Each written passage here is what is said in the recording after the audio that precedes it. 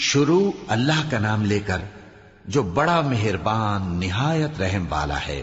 الف لام را، یہ ایک پر نور کتاب ہے، اس کو ہم نے تم پر اس لیے نازل کیا ہے کہ تم لوگوں کو اندھیروں سے نکال کر روشنی کی طرف لے جاؤ، یعنی ان کے پروردگار کے حکم سے عزت والے خوبیوں والے مالک کے راستے کی طرف، یعنی اس اللہ کے راستے کی طرف کہ جو کچھ آسمانوں اور زمین میں ہے سب اسی کا ہے۔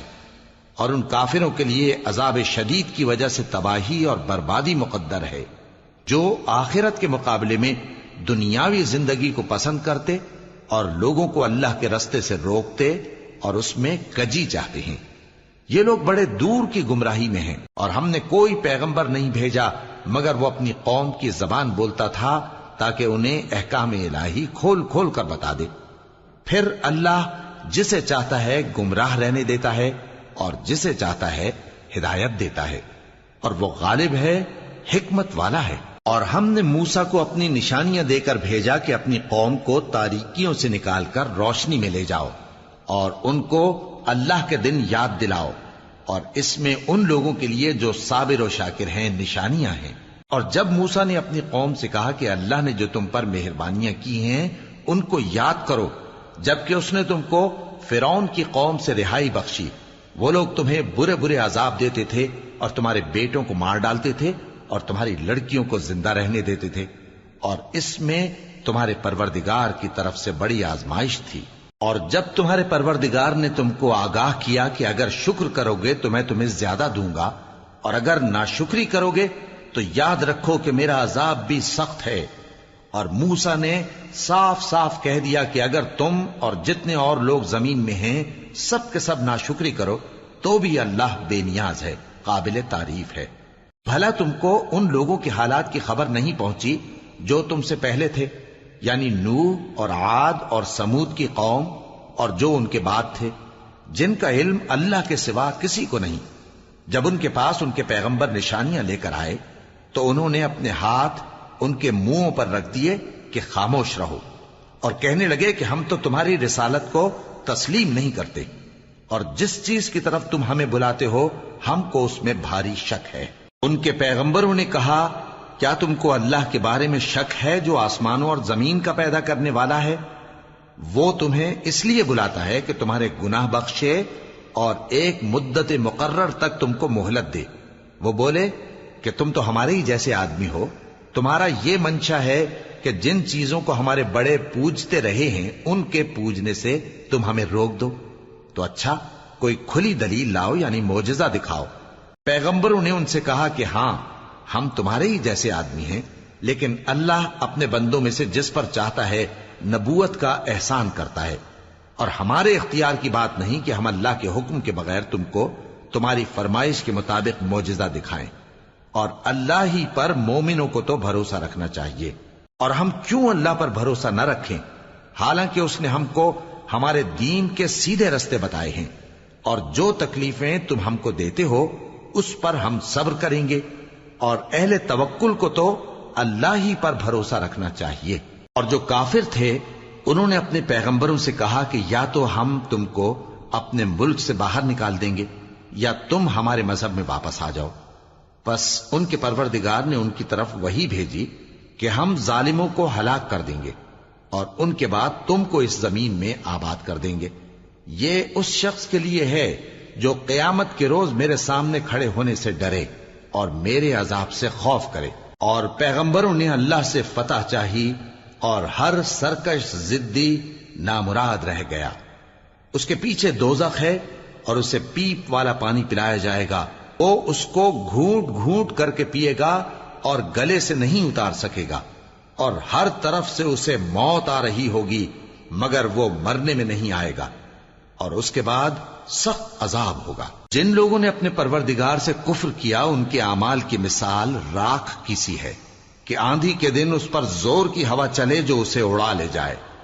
اسی طرح جو کام وہ کرتے رہے ان پر ان کو کچھ قابو نہ ہوگا۔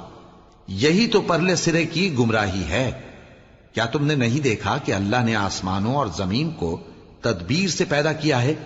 اگر وہ چاہے تو تم کو نابود کر دے اور تمہاری جگہ نئی مخلوق پیدا کر دے۔ اور یہ اللہ کو کچھ بھی مشکل نہیں۔ اور قیامت کے دن سب لوگ اللہ کے سامنے کھڑے ہوں گے تو غریب پیروکار بڑے بن بیٹھنے والوں سے کہیں گے کہ ہم تو تمہارے پیرو تھے، کیا تم اللہ کا کچھ عذاب ہم پر سے دفع کر سکتے ہو؟ وہ کہیں گے کہ اگر اللہ ہم کو ہدایت کرتا تو ہم تم کو ہدایت کرتے۔ اب ہم گھبراہٹ ظاہر کریں یا صبر کریں ہمارے حق میں برابر ہے، کوئی جگہ رہائی کی ہمارے لیے نہیں ہے۔ اور جب حساب کتاب کا کام فیصل ہو چکے گا تو شیطان کہے گا جو وعدہ اللہ نے تم سے کیا تھا وہ تو سچا تھا، اور جو وعدہ میں نے تم سے کیا تھا وہ جھوٹا تھا، اور میرا تم پر کسی طرح کا زور نہیں تھا۔ ہاں، میں نے تم کو گمراہی اور باطل کی طرف بلایا تو تم نے جلدی سے اور بے دلیل میرا کہنا مان لیا، تو آج مجھے ملامت نہ کرو، اپنے آپ ہی کو ملامت کرو۔ نہ میں تمہاری فریاد رسی کر سکتا ہوں اور نہ تم میری فریاد رسی کر سکتے ہو۔ میں اس بات سے انکار کرتا ہوں کہ تم پہلے مجھے شریک بناتے تھے۔ بے شک جو ظالم ہیں ان کے لیے درد دینے والا عذاب ہے۔ اور جو ایمان لائے اور عمل نیک کرتے رہے وہ بہشتوں میں داخل کیے جائیں گے جن کے نیچے نہریں بہہ رہی ہیں، اپنے پروردگار کے حکم سے وہ ہمیشہ ان میں رہیں گے، وہاں وہ ہر ملاقات پر ایک دوسرے کو سلام کہیں گے۔ کیا تم نے نہیں دیکھا کہ اللہ نے کلمہ طیبہ کی کیسی مثال بیان فرمائی ہے؟ وہ ایسی ہے جیسے پاکیزہ درخت جس کی جڑ مضبوط ہو اور شاخیں آسمان میں پھیلی ہوں، وہ اپنے پروردگار کے حکم سے ہر موقع پر پھل لاتا ہو۔ اور اللہ لوگوں کے لیے مثالیں بیان فرماتا ہے تاکہ وہ نصیحت حاصل کریں۔ اور ناپاک بات یعنی غلط عقیدے کی مثال ناپاک درخت کی سی ہے کہ وہ زمین کے اوپر ہی سے اکھیڑ کر پھینک دیا جائے، اس کو ذرا بھی قرار و ثبات نہیں۔ اللہ مومنوں کے دلوں کو صحیح اور پکی بات سے دنیا کی زندگی میں بھی مضبوط رکھتا ہے اور آخرت میں بھی رکھے گا۔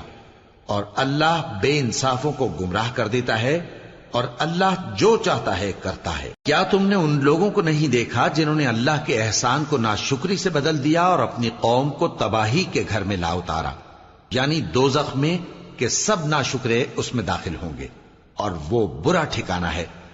اور ان لوگوں نے اللہ کے شریک مقرر کیے کہ لوگوں کو اس کے رستے سے گمراہ کریں۔ کہہ دو کہ چند روز فائدے اٹھا لو، آخر کار تم کو دوزخ کی طرف لوٹ کر جانا ہے۔ اے پیغمبر، میرے مومن بندوں سے کہہ دو کہ نماز پڑھا کریں، اور اس دن کے آنے سے پیشتر جس میں نہ اعمال کا سودا ہوگا اور نہ دوستی کام آئے گی، ہمارے دیے ہوئے مال میں سے پوشیدہ اور علانیہ خرچ کرتے رہیں۔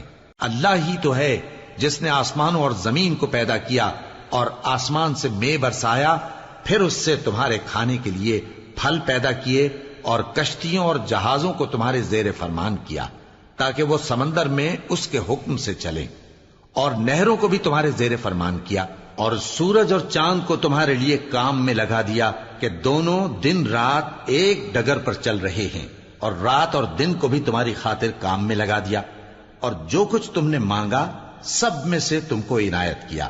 اور اگر اللہ کے احسان گننے لگو تو شمار نہ کر سکو، مگر لوگ نعمتوں کا شکر نہیں کرتے۔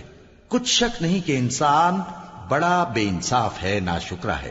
اور جب ابراہیم نے دعا کی کہ اے میرے پروردگار، اس شہر کو لوگوں کے لیے امن کی جگہ بنا دے، اور مجھے اور میری اولاد کو اس بات سے کہ بتوں کی پرستش کرنے لگیں بچائے رکھیو۔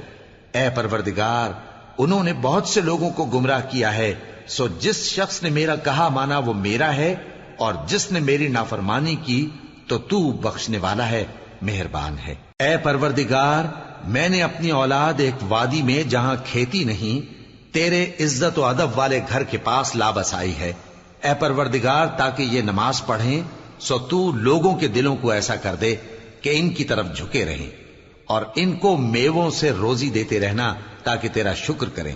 اے پروردگار، جو بات ہم چھپاتے اور جو ظاہر کرتے ہیں تو سب جانتا ہے، اور اللہ سے کوئی چیز مخفی نہیں، نہ زمین میں نہ آسمان میں۔ اللہ کا شکر ہے جس نے مجھ کو بڑی عمر میں اسماعیل اور اسحاق بخشے، بے شک میرا پروردگار دعا سننے والا ہے۔ اے پروردگار، مجھ کو ایسی توفیق عنایت کر کہ نماز پڑھتا رہوں، اور میری اولاد کو بھی یہ توفیق بخش۔ اے پروردگار، میری دعا قبول فرما۔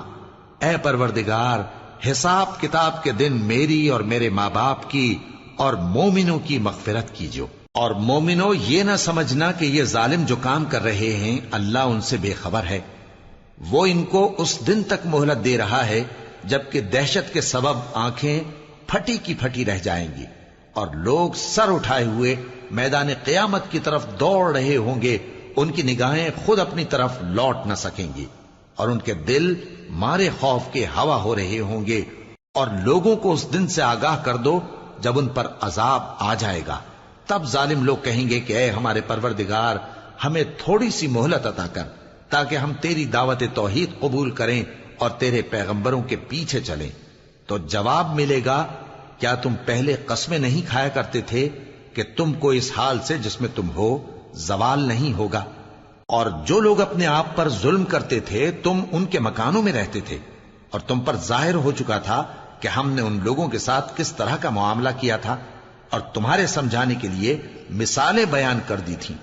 اور انہوں نے بڑی بڑی تدبیریں کی، اور ان کی سب تدبیریں اللہ کے ہاں لکھی ہوئی ہیں۔ گو وہ تدبیریں ایسی غضب کی تھیں کہ ان سے پہاڑ بھی ٹل جائیں۔ تو ایسا خیال نہ کرنا کہ اللہ نے جو اپنے پیغمبروں سے وعدہ کیا ہے وہ اس کے خلاف کرے گا۔ بے شک اللہ زبردست ہے، بدلہ لینے والا ہے۔ جس دن یہ زمین دوسری ہی زمین بنا دی جائے گی اور آسمان بھی بدل دیے جائیں گے اور سب لوگ اللہ کے سامنے نکل کھڑے ہوں گے، جو یکتا ہے بڑا زبردست ہے۔ اور اس دن تم گناہگاروں کو دیکھو گے کہ زنجیروں میں جکڑے ہوئے ہیں، ان کے کرتے تارکول کے ہوں گے اور ان کے چہروں کو آگ لپٹ رہی ہوگی، یہ اس لیے کہ اللہ ہر شخص کو اس کے اعمال کا بدلہ دے۔ بے شک اللہ جلد حساب لینے والا ہے۔